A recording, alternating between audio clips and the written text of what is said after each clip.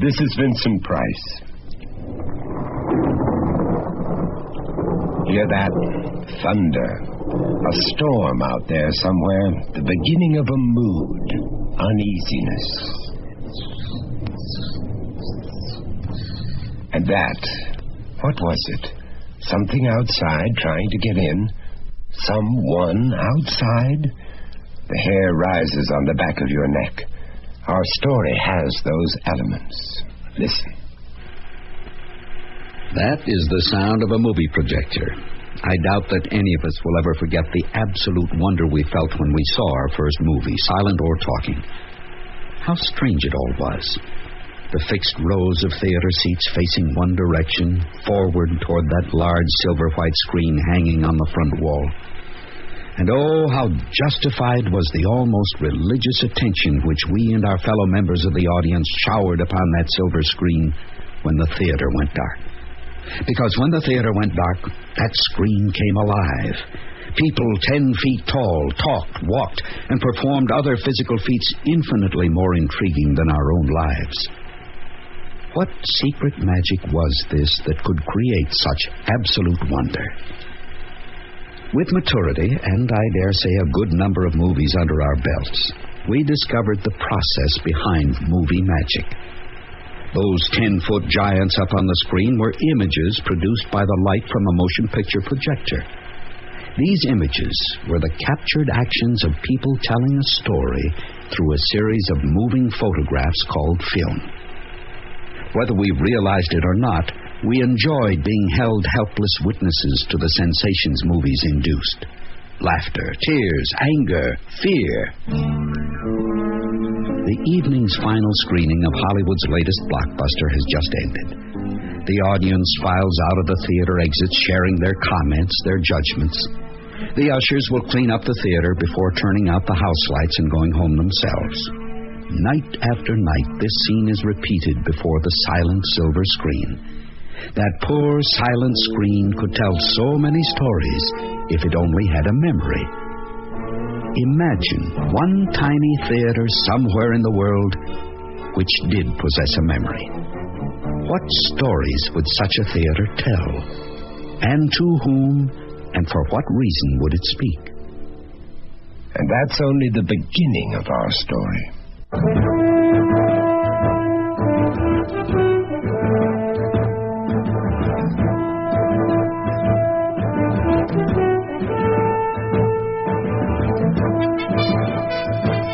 Mutual Radio Theater, a new adventure in radio listening. 5 nights of exceptional entertainment every week. Brought to you in Elliott Lewis's production of the Mutual Radio Theater. Our story, Freeze Frame, by Bruce Martin. Our stars, Vic Perrin and Lou Horn.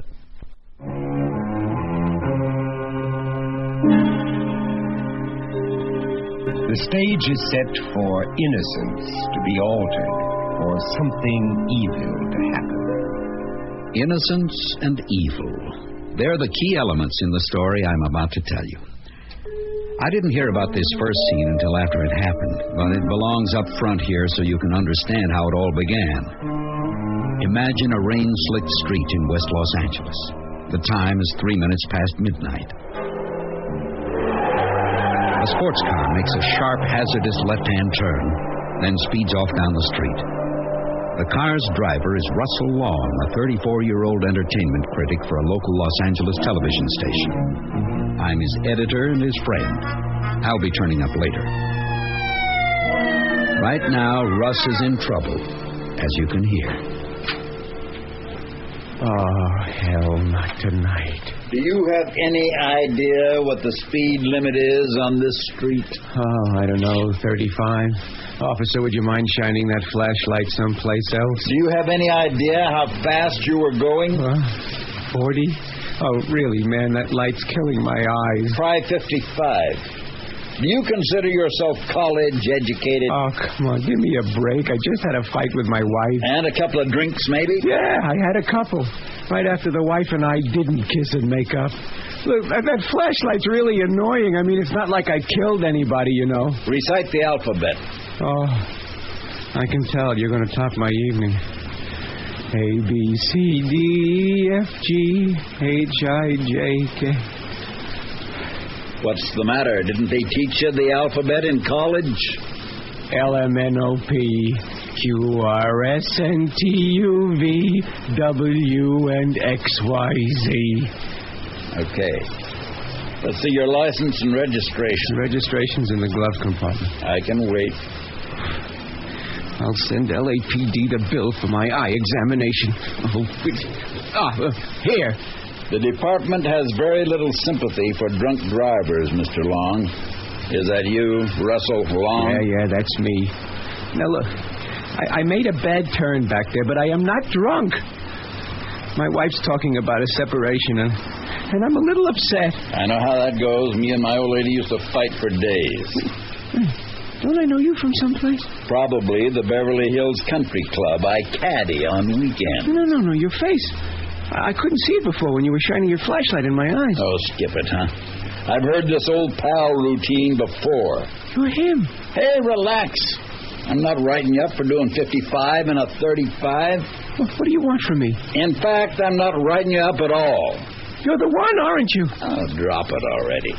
I'm with you. I know how nutso a guy can get when his old lady puts him in the doghouse.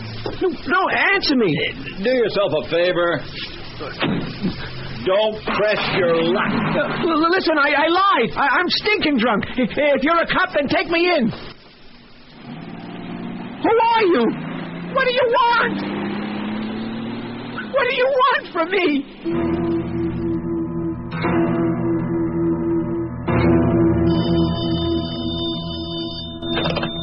Hello? Peggy, it's Jason. Oh, hi, Jason. How are you? Well, I'm fine. It's Russ I'm worried about. He hasn't called in sick or anything, but no one's seen any sign of your gifted husband. Our Generalissimo station manager's been screaming for his head all morning. Russ and I are on the outs, I'm afraid. We had a very loud fight last night. Regular 15-rounder, huh? Yeah. We didn't spend the night under the same roof. He hasn't called me either this morning. Well, not yet he hasn't. I'm sure he'll come home soon, surprise you with roses or something. I've had my share of surprises from Russ the past few weeks. None of them pleasant. If you're seeking a sympathetic ear... I am, Jason. Russ hasn't been his old charming self for quite a while. I suppose that's the reason he's been so quiet. You too? I thought it was just me he was ignoring. No, unfortunately his work falls into that same category. He's never mentioned it, not once. I was blaming a lot of our problems on Russ's pressures down at the station, but now you tell me he hasn't been working. Oh, it's not like he's retired, but his work certainly hasn't been up to par. I probably shouldn't worry you this way, but if Russ doesn't shape up, you'd be hearing about it from Herb, and that'd be worse. No, please. I want to know what's going on. His reviews, even his interviews, have been nothing short of insipid. It's totally out of character for him. Well, this may sound strange, but I'd be very happy if work were the only part of Russ's life that was out of character. What's come over him? I'm not sure I know. Whatever it isn't good. Well, you must have some idea. He's been behaving like a closet alcoholic. Jason, I wish I knew. It's so hard to understand, and it's getting to be a little frightening. What is? I don't mean to be evasive. It's just... I'm good at keeping secrets. You know that. It's hard to cover for him with Herb when I'm left in the dark. Oh, it's gotten to the point where I have to tell someone. Russ thinks somebody's been following him. Who? Some man. Well, what for? Russ doesn't know why, but he's so insistent about it. It's all he talks about anymore. Oh, man, he sounds a bit paranoid. No, Jason, not just a bit. This obsession of his with this stranger is driving us apart. And the worst part is I can't get Russ to talk rationally about it.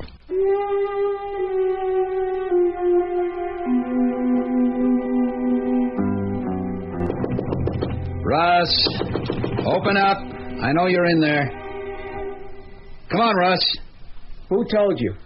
Charlene. She says you've been locked in there with a second reel of Stagecoach since 6 o'clock this morning. What the devil are you doing in that editing room? Taking an opinion poll. Oh, for crying out loud, Ross. Herb's been screaming for your head all morning. Well, Herb can jog his tiny little feet right off the end of Santa Monica Pier. Charlene's threatening to tell Herb where you are. Herb will fire you this time. Charlene promised not to tell anyone. Well, she doesn't want to lose her job, and she needs her editing room to meet a deadline. Tell Charlene I'll be out in a few minutes. Russ, are you okay? Oh, terrific. There's nothing bothering me.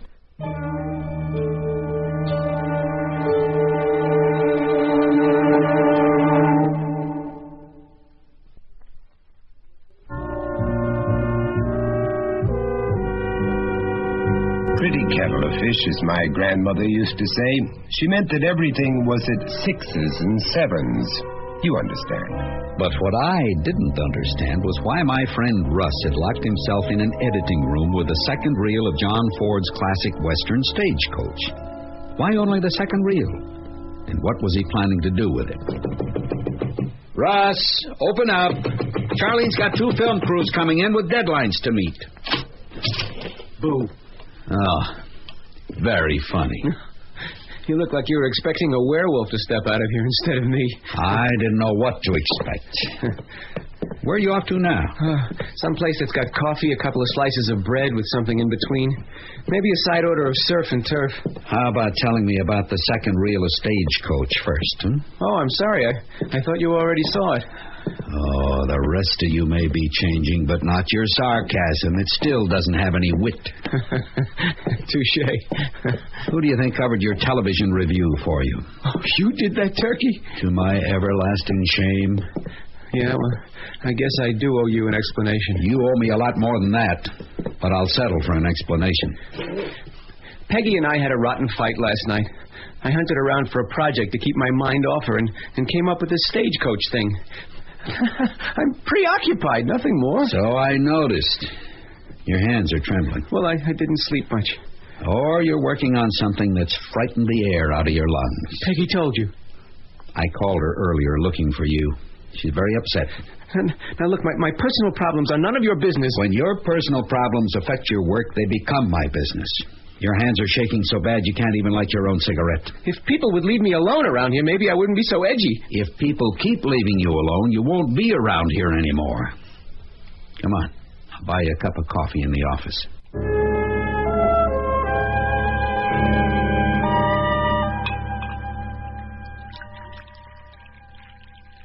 One coffee, black. Thanks. Yeah. Care to expound on the importance of the second reel of Stagecoach?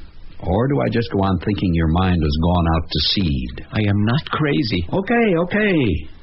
Don't take me so seriously. After I tell you what's been happening to me, you think I am crazy. I knew you were crazy the day you started reviewing that dribble they call television. Look, light me a cigarette, will you?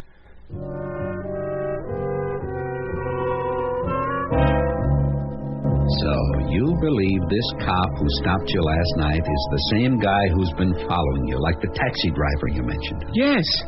Jason, I was stinking drunk, cursing at the top of my lungs, and this cop still let me go. I told him to take me downtown, for God's sake. Did you get his badge number? I told you, I was drunk. By the time I realized who he was already getting in the squad car. Well, if he ran a radio check on your license... He couldn't run a radio check on my license or anybody else's. Because you don't believe he was a real cop, right? No, because I don't believe he exists. It sounds crazy, doesn't it? I don't find much sanity in that statement. Do you?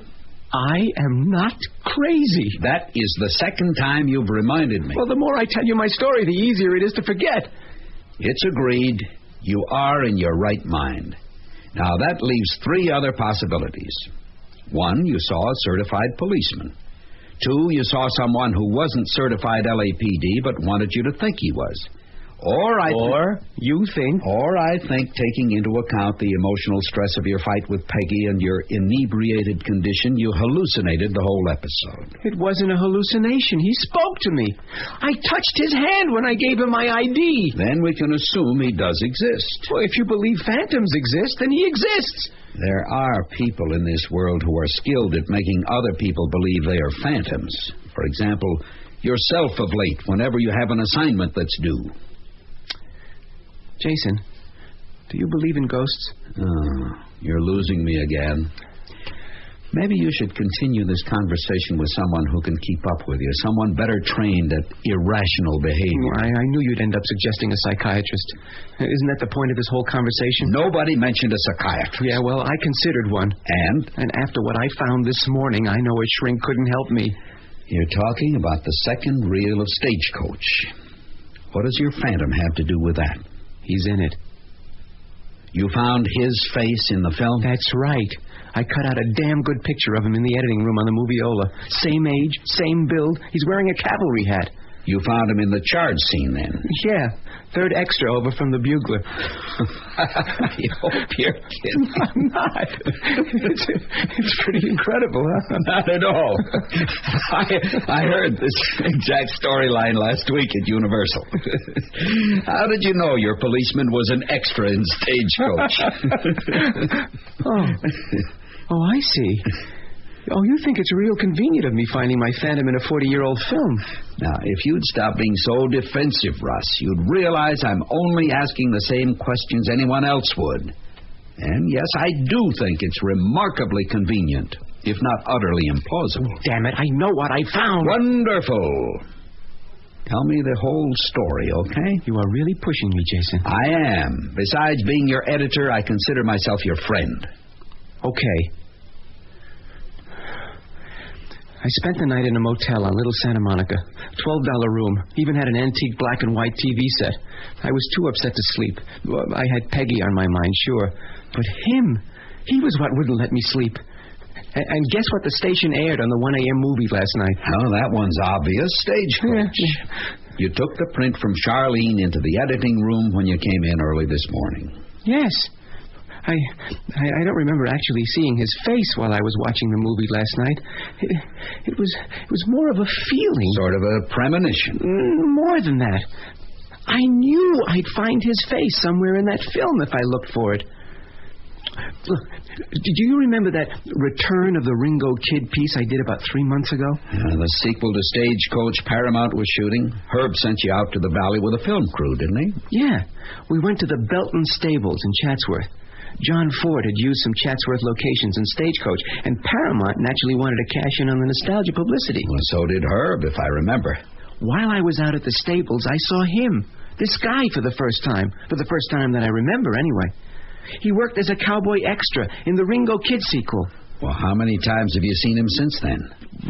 5 that I'm aware of. Who knows how many times he was watching me when I didn't know it. What do you think he wants? Me. I'm not arguing with you now, Russ. You probably don't even have an answer for this. But why you? What makes you so important you get this supernatural visitor spying on you? You're right. I don't have an answer for that. I just know he wants me. The same way I knew I'd find his face in the second reel of Stagecoach.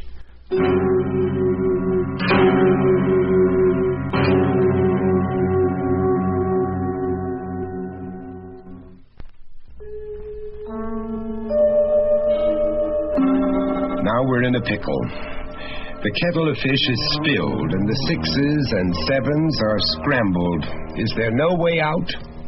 Suppose you found yourself encountering a stranger on an infrequent but recurring basis. A stranger whose face seems buried somewhere in your past, but for the life of you, you can't remember where.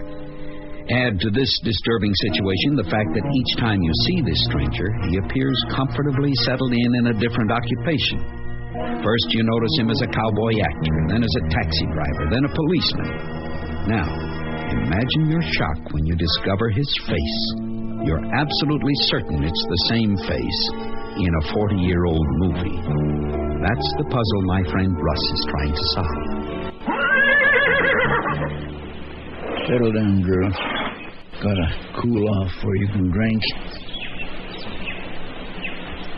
Good afternoon, Mr. Hayes. Well, that it is, young fella. A right beautiful day. We met once. I'm Russell Long. I remember. You're the TV fellow that was out here 2-3 months ago. Yeah, that's me, all right. My body might be sagging, but there ain't nothing wrong with what I got upstairs.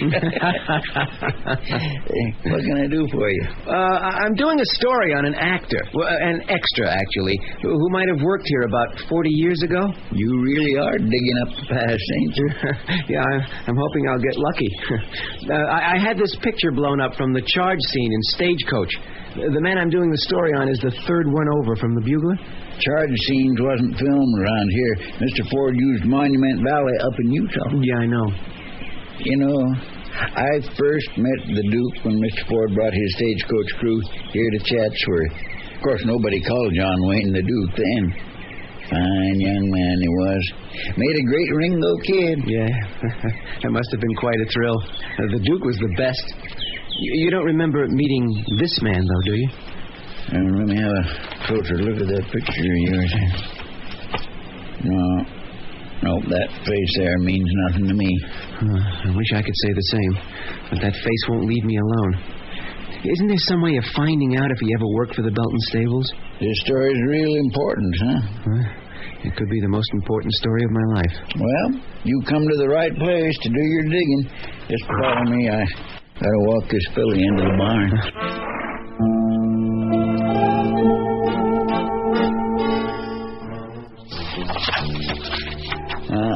This album here has the pictures of every hand that worked the Belton Stables between 1933 and 1940. Salute. Hope you ain't allergic to the dust. Ain't too often anybody comes in here anymore. Yeah. Oh, I think this tack room is terrific. More mausoleum than tack room these days. I'd guess that most of the old hands in these photographs are dead now. Well, the man I'm looking for isn't dead. Oh, hey, go back a page. Listen? Yeah, right there. Well, what do you know? It sure looks like the fella you're after. It's him, all right. The Stagecoach was made in 39, so I was thumbing through the picture album until we come to 39. It's a lucky thing you was paying attention. So, say, you feel all right? You're looking white as a ghost. Yeah, I'm fine. What year was this picture taken? Let's see. We're in 37. It must have been one cocky fella autographed his own picture. Ward Egan. I guess my memory ain't as all get out as I'd like to think it is. Ward Egan. Now, I don't remember the name or the face. I'm sorry. No, you've been a big help. Yeah, finding Egan's name has been a big help.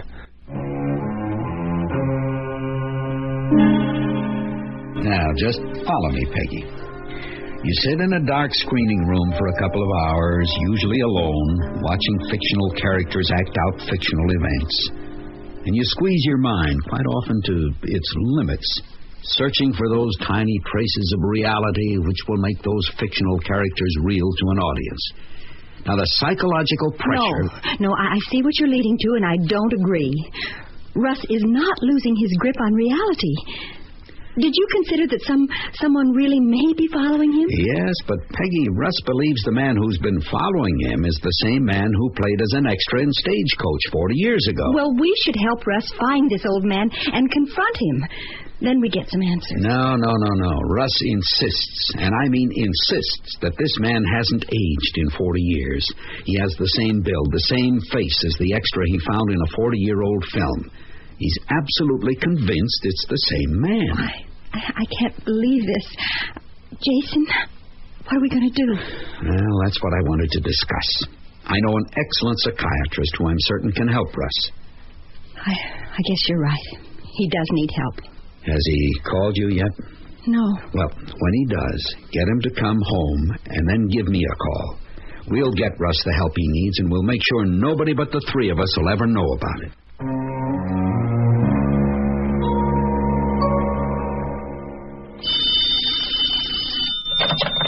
Entertainment desk. Jason, it's Russ. Well, the Wanderer checks in. Where are you? Never mind where I am. Jason, I know his name. Ward Egan. Ward Egan, huh? Oh, that's great. I I went out to the Belton Stables. They had this dusty old tack room crammed with movie memorabilia.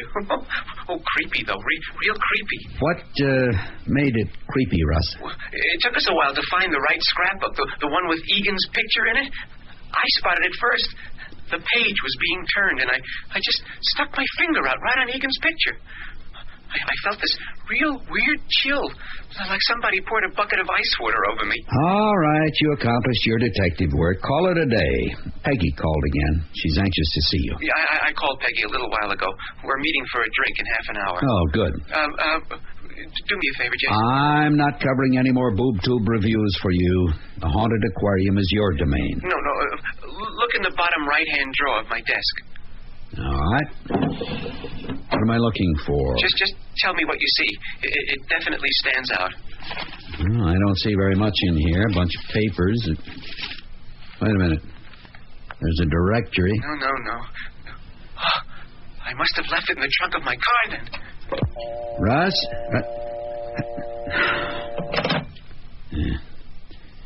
What was it he kept in this drawer? Hey. Under the directory. That's where... God almighty. What did he take his gun for?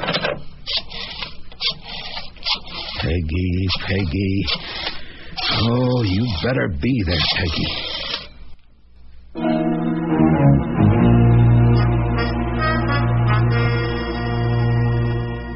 When you said Boyle Heights on the phone, I never dreamed you meant this section.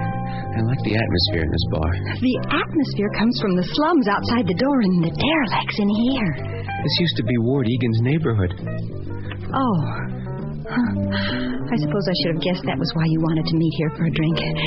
Honey, I think it's morbid to be so obsessed with someone you never knew that you make me drink my scotch and water in his old neighborhood bar. Let's go home. No. You want to hear how Egan died? I found out a lot about him today. Russ, please. Some joker shot him to death over a woman. He was 32 years old. I had hoped. I really hoped that you wanted to meet me so we could talk about last night. Work out our problems and make up. I asked you to meet me here so you'd see him. Him? Yeah. I'm waiting for Egan to show. When you see him, then you'll know I am not crazy. Give me your hand. Come on, give it to me. Now, I think the two of us should talk to a doctor. Just tell him how we feel and what's been happening to us. What for? You sit there telling me you're waiting to meet a dead man. Honey, don't you think you need help? I brought help, and I'm going to prove to you I am not crazy. Look out the window. See that man across the street? That bum in the raincoat? You know him? That's Ward Egan. It's almost dark. You can't tell who that is. I don't have to see his face to know it's Egan. He's waiting for me.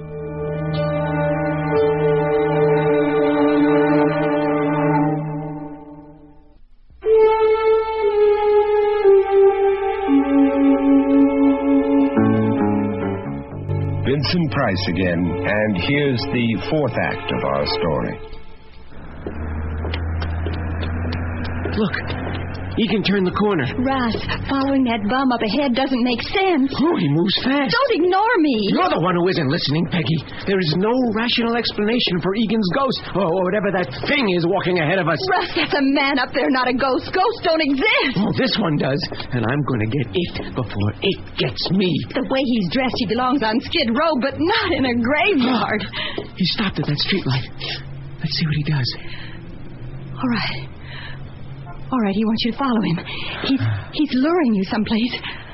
Honey, let's do the smart thing. Let's get the hell out of here. Oh, I can't run from him. He'll only come back again. Don't worry, Egan. I'm coming. Did you see what he did? Oh, he smiled. Russ, I'm frightened. I want you to take me home. Oh, come on. Egan's heading up the next street. Will you please listen to me? I wanted you to see him, to know he was real. Listen, you have your car. You go home. I'll be all right. Okay, I'll believe he's a ghost, but why follow him? Make him come to you. We can get help. Oh, nobody can help me. I have to do this myself. Why you? Why does he want you? Well, luck of the draw, I guess. I brought a gun. Honey, please. We'll go together and talk to someone. No, just take the car and go home, Peggy. What good will a gun do you against the ghosts? Ghosts are already dead. Egan's ghost has a physicalness. I saw him ride a horse at the Belton stables. I actually touched him.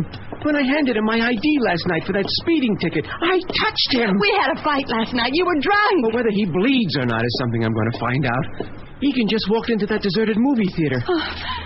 Let go of me. You'd shoot him?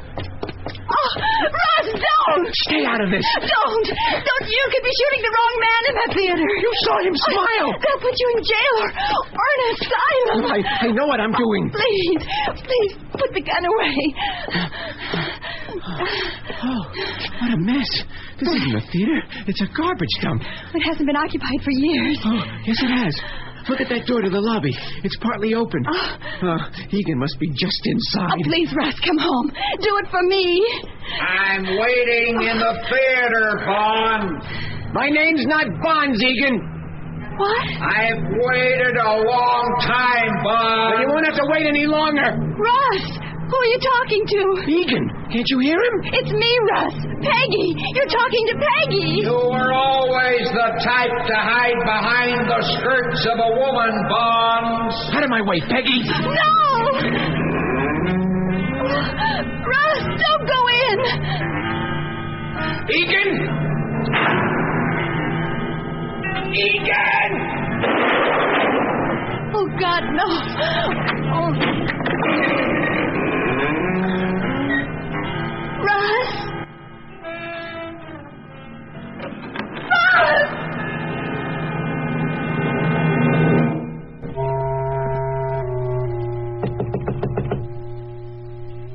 Who is it? Jason. I suppose you're checking up on me. Not this time. I brought something I think you should see. Come on in. I tried calling you at work, but your supervisor said you left early. I had a slight relapse. I'm feeling better now. Would you like something to drink? Peggy, are you aware you're crying? No. Let's sit down. You're having one of your I miss Russ spells again, aren't you? Yes. I'm not handling Russ's death very well. You are a lot tougher than you think.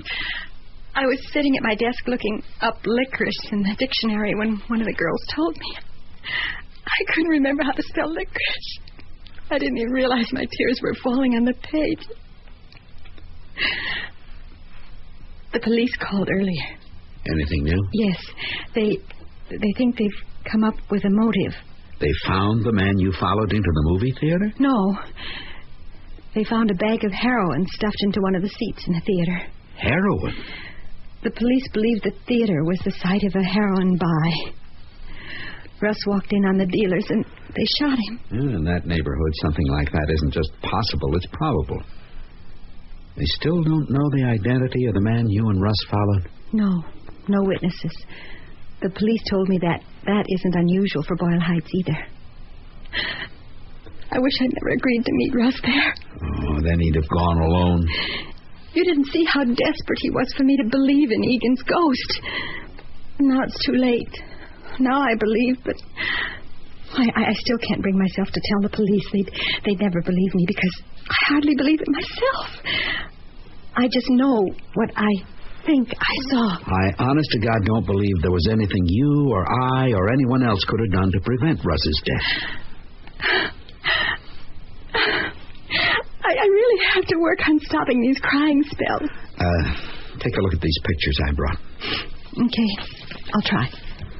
I followed up on the research Russ did on Ward Egan. I hope what you see will help you stop blaming yourself for playing a part in Russ's death.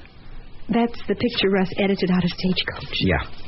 And this other one is a studio still I dug up through a friend of mine at the Screen Actors Guild. Ward Egan played a small part as a cop in a 1936 gangster film. That other policeman in the picture, The one behind the wheel. He looks like Russ, doesn't he? Yes. The resemblance is amazing. That actor's name was Tom Bonds. That's the name Russ said just before he went into the movie theater. He yelled, "My name isn't Bond." Yes, I remembered you told me about that when I read Bond's name on the back of the picture. I thought Russ was out of his mind hearing voices. Don't ask me to explain it, but it's just possible Russ did hear a voice you couldn't hear. Are you saying the man we followed to the old movie theater really was Ward Egan's ghost? Yes. I found an old Times article to go with that photo. Here. What? This is a murder story. Peggy, in October of 1940, Thomas Bonds shot and killed a fellow actor named Ward Egan. They were in love with the same woman. Bonds was sent to the gas chamber for Egan's murder. What does that have to do with Russ? Bonds shot Egan in the very same Boyle Heights movie theater where Russ was murdered.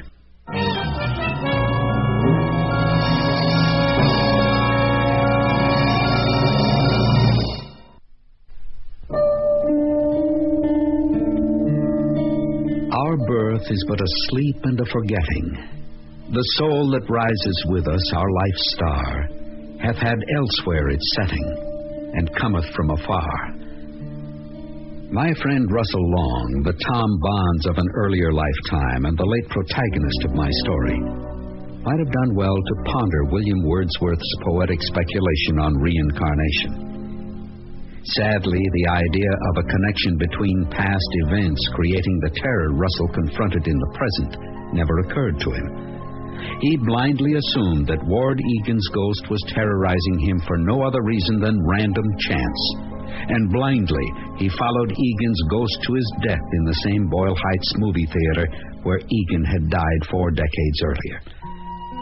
At this point, you may desire some explanation for the connection between Egan's spectral revenge and Tom Bond's reincarnation as Russell Long. After all, supernatural revenge and reincarnation are most often considered strange but exclusive events. The explanation I offer is based upon the nature of reincarnation itself. We all know the basic tenet of reincarnation, that souls out of the past, with all traces of their prior lifetimes forgotten, are reintroduced into the scope of contemporary humanity. Just what determines which souls return to Earth at what time remains a mystery. But imagine a soul which returns before its appointed time. Such a premature return would require some cosmic action, a correction of sorts. Perhaps Ward Egan's revenge can be understood in this light. Tom Bond's violent soul returns to Earth far ahead of its appointed time. Couldn't this event provide Ward Egan's soul the opportunity to arrange his revenge for the unjust death he received at Tom Bond's hands in his previous lifetime?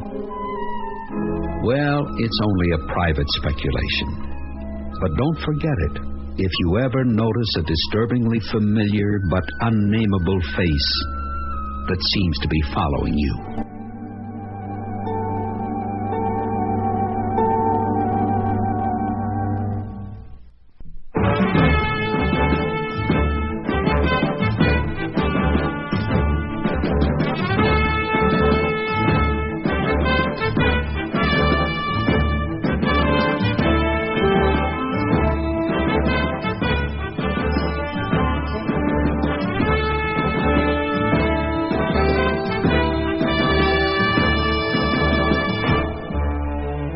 The Mutual Radio Theater is brought to you 5 nights a week at this time.